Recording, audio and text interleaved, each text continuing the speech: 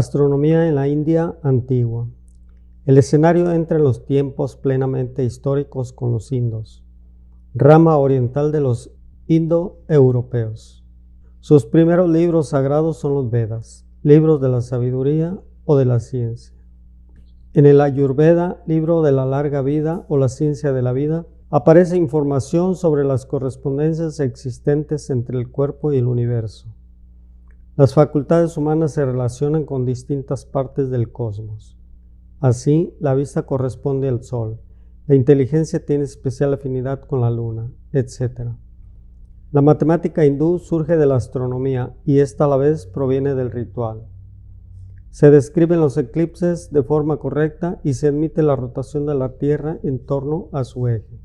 Trata sobre las medidas del tiempo, tablas de senos, constata un gran progreso trigonométrico.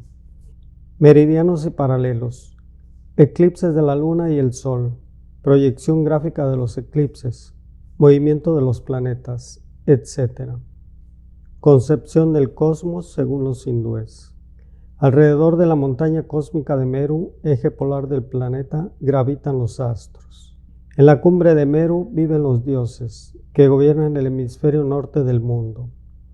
No hay para los dioses salida ni puesta del sol, pues lo ven constantemente desde Meru. Sin embargo, en el equinoccio de primavera, el camino del sol corta el ecuador, y el astro penetra durante 6 meses en el hemisferio de los dioses, acercándose en su instante máximo al polo norte, el día del solsticio de verano. El sol abandona durante 6 meses el hemisferio norte a partir del equinoccio de otoño, para ir bajando hacia el polo sur hasta el solsticio de invierno. El semestre que dura desde el equinoccio de primavera hasta el de otoño es un día para los dioses, y el otro semestre es la noche para ellos. La mente hindú se sentía atraída por el vacío. Brahma absorbía en su plenitud toda realidad, y de ese escenario apareció el cero. Los hindúes lo llamaron sunya, es decir, vacío. La introducción del vacío simbolizado es quizá la mayor aportación de las matemáticas y astrónomos hindúes a la humanidad. Las estrellas del cielo son como ceros puestos allí por el Creador, para indicar la nada de este mundo de transmigración. Vasubandha. Astronomía y astrología china. Desde los tiempos mitológicos más antiguos chinos, los emperadores fueron unos auténticos seres celestiales, intermediarios de las dos luminarias más importantes de su firmamento, el sol y la luna. El primero fue Fuji. Elevó los ojos al cielo para contemplar las estrellas, luego bajó su vista a la tierra para entender las cosas inferiores. Su interés mitológico astronómico se orientó hacia signos que permitían ponerse en contacto con la fuerza de los dioses luminosos. La tradición lo sitúa hacia el 2800 a.C. Su sucesor legendario fue Chen Nun.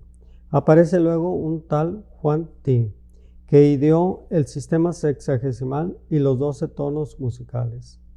Descubrió el imán y otorgó a los hombres la rueda, símbolo del sol.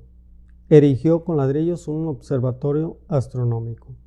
Yao pudo determinar la relación que existía entre las estaciones y los cultivos. Cuando los dioses crearon el universo, su mejor y mayor obra fue indudablemente el sol, gran difusor de luz y calor en el cielo. Pasó el tiempo y al darse cuenta del aburrimiento del sol por aquellos parajes, le crearon una hermosa y brillante compañera, la luna. El sol y la luna se unieron y tuvieron como fruto el territorio chino. En China, la nomenclatura de las estrellas es tan antigua como precisa. Establecieron un catálogo de 1464 estrellas agrupadas en 284 constelaciones. Se han conservado documentos en papel arroz de los especialistas sobre explosiones de novas y supernovas, lluvias de estrellas, eclipses de sol, auroras boreales y manchas solares sin ayuda óptica, ya en el siglo V a.C.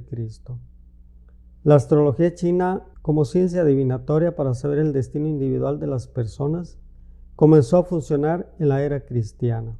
A fines del siglo I se inició el proceso de creación de un sistema que funcionó con el arte a partir de la dinastía Tang, 618-907 después de Cristo, basada en los 12 animales, las ramas celestes y terrestres, los 60 años del ciclo y la estrella polar.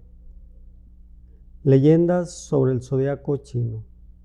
Buda, antes de partir para su última reencarnación, decidió formar un zodiaco y convocó a todos los animales existentes en la naturaleza para que se presentaran, prometiéndoles un signo a cada uno según el orden de llegada.